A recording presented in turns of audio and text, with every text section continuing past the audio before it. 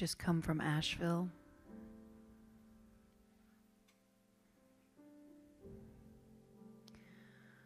Where there is a lot of pain and a lot of anger. God bless you. So it is wonderful to be with you here today. This is a song that I wrote sitting on my porch with no running water, knowing that the sun still shines and still rises.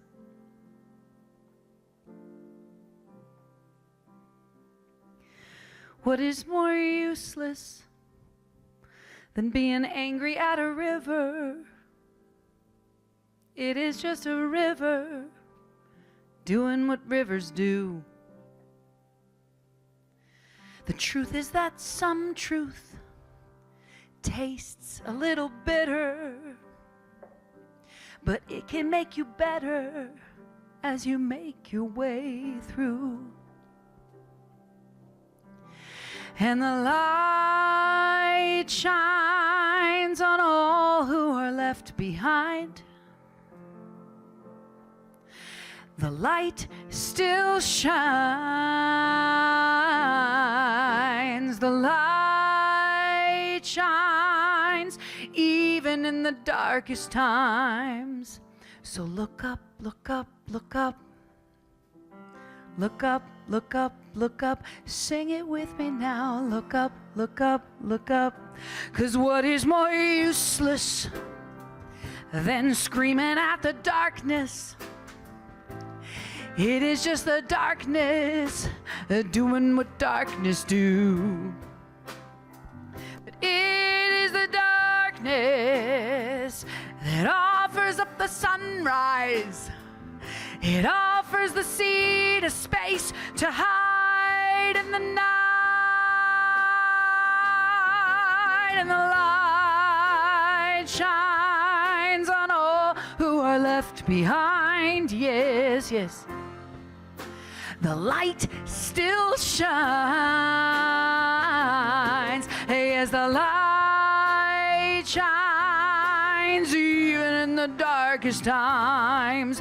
So look up, look up, look up. Sing it with us now. Look up, look up, look up. You gotta take it once. Look up, look up, look up. Hey, hey, yeah. Look up, look up, look. Keep it going. Look up at the sun.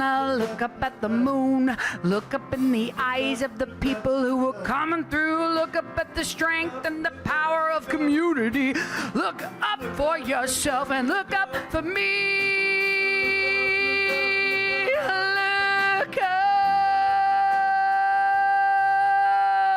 Look up, look up, look up. 'Cause maybe I'm useless. I'm angry at a river.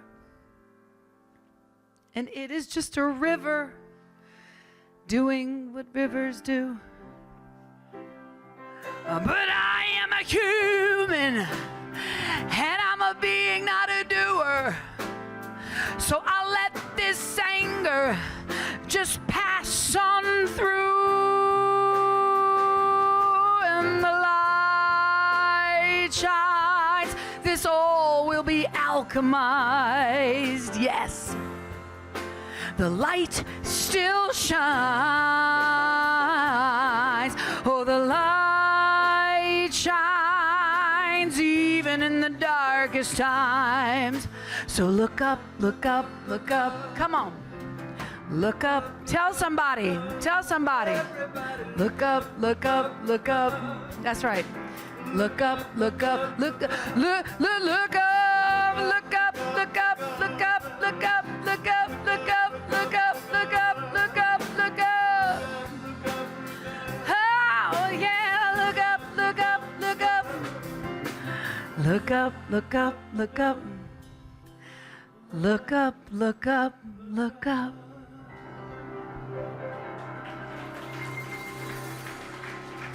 Give it up for your incredible band here at Unity of Savannah.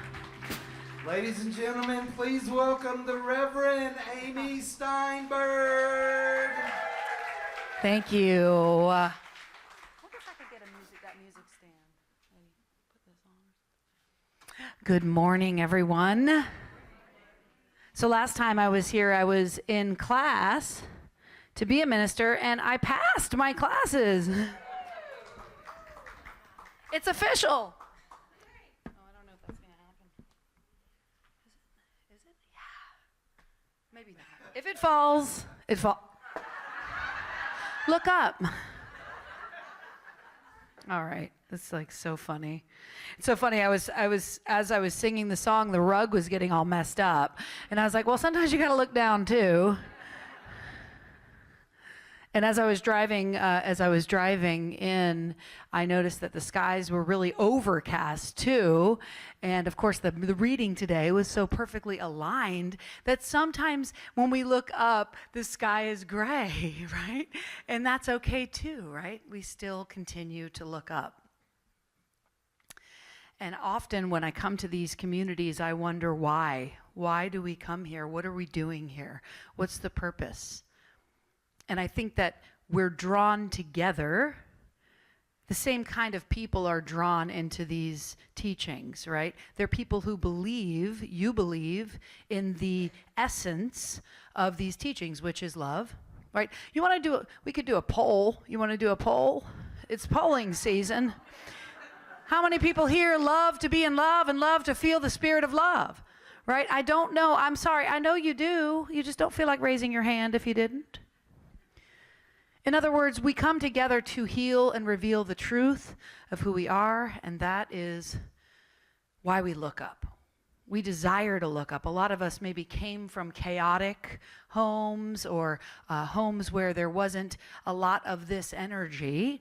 And so we've come together to heal and reveal the truth. Yes? All right, let's see what I wrote. What did I write?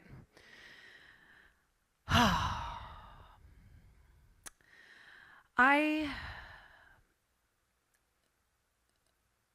wanted to call my title today, Look Up, Look Up. Look up. And part of it is because it's not just look up. It's not just once, right? We don't do this stuff once. We practice this teaching. We look up and then we look up again and then we look up again. It's not like there's a one and done here. This is a practice. This is a spiritual philosophy that we practice. There's not a savior mentality. We are our own savior in the way that we decide and choose how we look upon the world, yes? It's a shift. It's a different type of philosophy than you may have been brought up in. And it does give you that responsibility. Like, okay, all right, well, now I get to choose my life. I get to create my life. Uh-oh. I am at choice here. I wrote this talk, and I just kind of want to speak from the heart, but gravity is going to pull us down. It's what helps us to stand tall, right? It's what helps us to stay together is that gravity. But sometimes gravity can really pull us down, and not just the physical gravity, but the gravity of our history, the gravity of our story, the gravity of the things that are going on in the world, the gravity of the politics, the gravity of the storm that passes through, yes? But even in the face of something painful or disappointing, we can find our way. Listen, I just came from Asheville, and the compounded grief of a bright blue city in a red state, half of it being washed away, and then the disappointment of the election. It's very sad. The energy, the vibration, it's very sad. And so now is the time more than ever to practice this philosophy, okay? This is the time right now. Knowing that I am unfolding in this universe and that my consciousness matters and that your consciousness matters. You matter. Can you say that? I matter. I matter. You are matter. Okay? What you put your energy into, what you focus upon will grow. That is the root of this teaching. And it makes sense, you know. You know people who are always looking down. You know the Eeyores? The Eeyores? You got any negative people like that in your life? Oh, man. I mean, this isn't rocket science. It really isn't. It's ancient wisdom. And it's what sunflowers do, right? We look to the sun. We naturally look up. It is your nature to find the good. It is your nature to be the good. God is good. Good is God. So because of this practice, I just wanted to give some practical thoughts around this idea of looking up, okay? So firstly, I just want to talk about how we can look up physically. And it's ironic because I have to look down at my phone to tell you to look up from your phone. We are living in a screen time, right? I find myself sucked into my social media, and an hour has passed. And granted, it's fantastic. There's all these wonderful things out there. There's all these wonderful stories and people doing creative things. My feed is mostly artists and musicians. But I'm telling you, it's like I will be in a conversation with someone and they're down on their phone. And it's just, it's maddening, really, is what it is. J.R.R. Tolkien from The Lord of the Rings, the writer says, look up at the sky, there's a light. There's a beauty up there that no shadow can touch. You know, when you look down at the ground, you're limited to the ground. But when you look up, there's an unlimited sky in the eyes of another. How often are you actually looking up and looking into the eyes of the person that you're talking to? I'm looking in all of your beautiful eyes right now when I'm not staring at my phone to see what I wrote. I have been definitely scattered for about a month now. It's been wild. In last night's show, we alchemized some anger, did we not? I was pissed off last night. I've been in this like real peaceful place, you know, like, oh, it's all good. It's going to be okay. Everything's fine. And then last night, some anger came up because guess what? I'm human. I am human. I am divine. I'm divinity expressed in this human form. And so the human form is all of it. Amen? So, you know, I love this. There's a wonderful lyric from Ani DeFranco where she speaks about, I don't know the exact lyric, but she says that, you know, when I'm walking and I'm looking down, I'm just not tripping over things, but I'm missing everything else. Right? I want to say, so the first look up, I mean physically. Physically look up. And that means stand tall right now. Yeah, I see some posture immediately. You know, it's like when you see a sign that says, take a deep breath. I just said it now, and you'll probably feel like the urge, right? So when I say stand tall or sit tall, it feels, there's an instinct to immediately do it because that's what we do naturally. And this slumping and this staring and this all this stuff is the weight of the world, the little r reality as opposed to the spiritual reality. So number 2 is to mentally look up. So we've got the physical looking up, actually looking into the eyes of people when you're talking to them, and then maybe gently asking people, would you mind getting up? I have a friend. She cannot stand it if I pick up my phone. Could you just put that down for this one lunch? Could you just turn it off? You know, because I've got the emails coming in, the texts coming in, all these things. You know, I challenge you this week. Put your phone down a little bit more. Yeah. So, but mentally looking up, you know, the mind is, of course, where our thoughts happen, our prayers, as we say.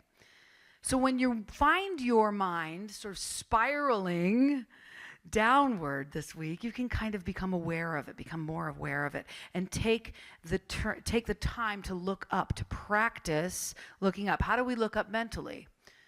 Things like gratitude and thanksgiving, yes? What are some things you're grateful for? Oh, you. Love. Health. Peace. God. Joy. Community. What was it? My house. Anybody got fur babies? That's like the first thing that always comes to my mind is my Chihuahua, Tiki. She lies on her back with her belly exposed all the time. It's like that's spirit, like just there for the taking. And with the mentally looking up, you got to ask yourself, like, who is in your life? Do you have those Eeyores? And sometimes it's our family and we can't get away from it. But most of the time we get to choose who we surround ourselves with. And sometimes you got to level up. I was just telling Reverend Dale in the office, he said something to me and I just welled up with tears. I don't know what you said. Oh yeah, he gave me my check that y'all paid me. Thank you very much. And he said, this is a seed of prosperity for you to know your worth, or something like that. And I said, Reverend Dale, I look at you and Reverend Christy and all the people I'm surrounded by, and I think I must be doing something right.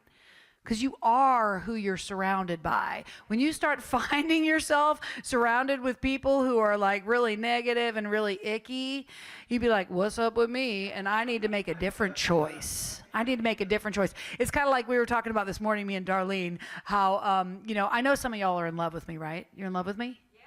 Well, I have some news. It is not me. It's you. The love that you feel is generated by you. And so if you're not in love with me, that is your problem. Quite literally. Quite literally. And if you don't love me by the end of this, then, I don't know. I mean, it's not everybody's cup of tea, I guess, but it's so important to surround ourselves with people that lift us up. When you're in the middle of like a drama or something, you're like, I'm going to call this person because they're just going to get into it with me. And then when you call somebody like a Reverend Dale. This morning I walked in, I said, what did I say? I said to him, oh, it's in the key of F. Oh, I mean G. Oh, wait, I meant to say G, but I said F. Is that what happens when you get older? He's like, you are the Spirit of God, and there is no age in God. Something like that, you know what I mean? Like instant solution. I was like, did you wake up this way? He's like, I wake up this way every day. You know why? Do you know why he wakes up that way? Because he practices it. He practiced it for so long that it became who he is.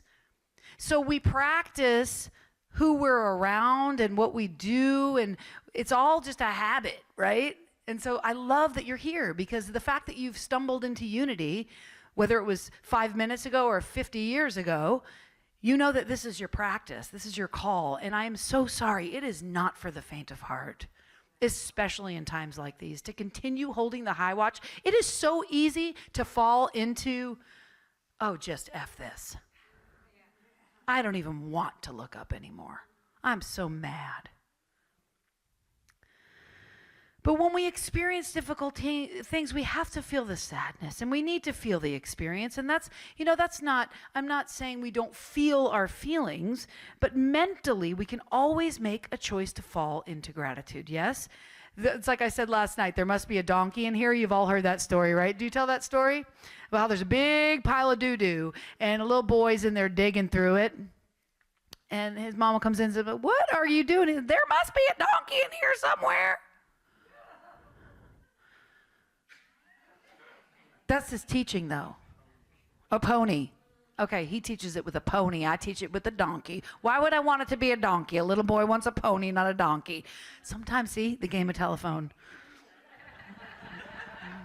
It's a pony. It's a pony. See, that's why you're here. You can help me. I mean, there's a story of Viktor Frankl, and he wrote Man's Search for Meaning, which is one of the things that we have to study in ministerial school, is this psychologically looking up, this idea that he was in the Holocaust, and he's eating fish soup, and he realized that he was feeling gratitude for this disgusting thing that he was, eating. And he said, wow, this is because this is my consciousness. This is what I choose. And that's just what we do here. Leonardo da Vinci says, once you have tasted the taste of sky, you will forever look up. And it's like, once you come here into these teachings and you go, oh my God, I am one with God, I am the love itself. It's very hard to go back. Once you know where your freedom lies, you can't go back and close your eyes. Or you can, and then life sucks. And then you go, oh, it's my fault. Or I can do something to change this. Anne Frank, same idea. She says, I feel the suffering of millions, and yet, when I look up at the sky, I somehow feel that everything will change for the better, that this cruelty too shall end, that peace and tranquility will return once more. Anne Frank, hiding in the top of a house. It's just, we get to choose right now. Right now, it's really important to choose. I wanted to tell the story that I told last night, because some of you weren't here. I was shopping to medicate myself on Wednesday. You might guess why. As a queer woman, you might guess why. As a queer woman who's not married to her partner just yet. And I was very sad. And so I went into this wonderful thrift store. It's a plus-sized thrift store, which for my plus-sized ladies in here, there's nothing like it. To walk in and just feel like I'm at home, and this woman, Jasmine, owns it, and she's a brown woman. I don't know her ethnicity, but I just know she's not white. So I made an assumption that she was maybe feeling a little disappointed, like I was. So I said, how you doing? Are you doing okay? And she took a deep breath, and she looked at me, and she goes, I'm okay.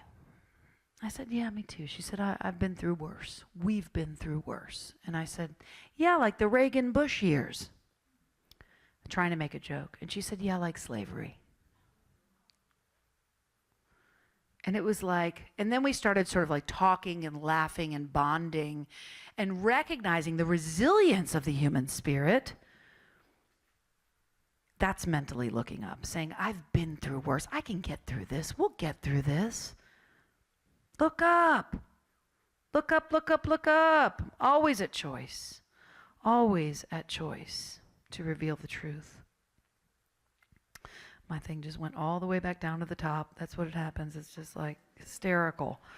I'm not usually this verklempt. So we've got physically looking up. That's the first one. Then mentally looking up, looking toward gratitude, looking toward the gratefulness, that mental attitude of gratitude. And then we've got emotionally looking up. And what that means to me is not being happy all the time. It means being in joy all the time, which, if you know me, you know my favorite acronym for joy is just open yourself. So true joy is feeling all your feelings. Because if you suppress your sadness, your anger, and all that, what happens is you suppress your happiness and your giddiness and your ecstasy and all those other things too. So in order to free up the happiness, we've got to look up to that joyful rainbow of all of it. Yes? A passage from The Lord of the Rings. I can't do this, Sam. I know it's all wrong. By rights, we shouldn't even be here, but we are. It's like in the great stories, Mr. Frodo, the ones that really mattered, full of darkness and danger they were. And sometimes you didn't want to know the end, because how could the end be happy? How could the world go back to the way it was? So much bad had happened. But in the end, it's only a passing thing, this shadow. Even darkness must pass. A new day will come, and when the sun shines, it will shine out clearer. Those were the stories that stayed with you. That's what meant something, even if you were too small to understand why. But I think, Mr. Frodo, I do understand. I know now. Folk in those stories had lots of chances of turning back, only they didn't. They kept going because they were holding on to something. What are we holding on to, Sam? That there's something good in this world, Mr. Frodo, and it's worth fighting for. Man, it's worth it. This morning, I got to stay on Tybee last night with Darlene. Thank you so much for hosting me. What a treasure and a pleasure. And this morning I was like, I don't feel like going out to the beach. and then I was like, but we have to, And we got our sneakers on, and she walked with me like half a block. It was like half a block. Come on, Amy. And we walked out there, and immediately these sweet people walked towards us and said, "There's dolphins out there today." And so we were looking out, and we were looking up at everything, the gorgeous beauty, and we saw a dolphin. And then as we're walking back, we saw 2 squirrels, and they were so happy. They were such happy squirrels. I'm going to tell my squirrel story next, but they're so happy. And then we get back to the house, and there's cardinals. There's like a bunch of cardinals, like 5 or 6 cardinals. There was one red one and then a bunch of brown ones chasing him. It was really cute. This whole like gaggle. And then we went out back and there were butterflies. And I was like, oh my God, if I would have stayed in and just kept looking at my coffee, I wouldn't have seen dolphins and butterflies and squirrels and cardinals. And that's just the metaphor for looking up. Like when we look up, we have such a broader view. It's this broader experience of life. And I'll just tell a quick hurricane story, and then I'll sing you another song. So I was driving to find some non-potable water. I have to tell you, the worst part of the whole thing was the not having running water. And we now know personally, my partner and I, and all of those in Asheville who went for over a month, we know what it feels like to live in a country that doesn't have running water. And you know how you always pull that one out when you're like, I'm grateful for running water, and you just kind of say it? Do you say that sometimes? Like hot running water, and then but you never really lived without it, right? We're in a first world, we're not in a third world country. So it was crazy to not have water. In fact, I want to tell you one more thing. I was driving down the back roads to get to Atlanta a couple weeks ago, and there was this area of North Carolina, of Asheville, where there's so much country that it's like 2 houses and then a mile and then 2 houses and then a mile, that kind of thing. And one of the houses over here had 2 big rebel flags and then a sign that said, "Thank you, Trump." And then directly across the street, it was a rainbow flag that said, "The future is inclusion." And I thought, these neighbors are probably fun to hang out with, these neighbors. But I also thought, I'll bet you when Helene came through there, they did not care who was a Republican and who was a Democrat. They were like, "Do you have any water for my toilet?" In other words, the unity that happened in Asheville, you just came from Asheville, so you know there's just this unity. We were neighbors. In fact, the politicians came through Asheville, multiple of them came through to get your vote, and they came through, and people didn't care who you were. If you're a politician, please stay away. We need the roads. Because every time a politician comes to town, there's like terrible traffic, right? So didn't matter who you were, left, right, center, please stay away, And I think that this was spirit, some of this stuff. Some of this hurricane felt so potently spirit, because North Carolina and Florida, who were directly affected the most in this hurricane, are 2 of the most divided states in this nation. So red, so blue, right? And then we came together for this moment, and we're still coming together. It's still happening. And, more will be revealed around all of the things that are going on in this world, always, right? We're spiraling up. There's answers to come. But regarding my squirrel story, so I was on my way to go get some non-potable water. And I was in these back roads right behind my house, and I got lost. And I was so pissed off, no pun, because I was getting toilet water. And I was turning around, and I was like, I was really tense. My whole body was tense, and a squirrel, crossed my path. And I was like, oh, okay, Spirit, I get it, because I've looked up what squirrel means, the totem or whatever, the animal medicine thing. It means lighten up. So I was like, okay, yeah, lighten up. I get you, Spirit. Ha, ha, ha, ha. And I'm continuing down the road, and I'm like still mad and angry. And I look, and another squirrel is sitting in the middle. I'm driving. It's sitting in the middle of the road, eating on a nut, looking at me. Not moving until I stop. And then goes, and I'm like, okay, I get it. Lighten up. I get it. Lighten up. And I'm still angry. Third squirrel hops. Have you ever seen a squirrel hop? I'd never seen a squirrel hop. I've seen squirrel scurry. This bing, bing, bing, bing, looks at me, bing, bing. I was like, okay, and I start laughing. And right then, a church appears to the left. And it's like, free water here. And I go in there, and I know, it was wild. And then it was right when I arrived, happened to be this big caravan of army boys from like Ohio. You know, everybody came from the whole world, by the way, to come to Asheville from the whole country. And they're all 20 something, like cute boys. They're like, ma'am, can I help you with your non-potable water? I'm like, and there was hot meals at this church they were giving out. I had this like the most amazing meal in the world. And it only happened once I lightened up, right? Once I started laughing, it was such a spiritual experience. It was so powerful. And that's what this teaching does. This teaching reminds you, like, get over yourself. You know what I mean? Like, it's going to be okay. And if it's not okay, it's not the end, right? So I'm going to invite Reverend Dale to come up here and play with me on this next tune. And everybody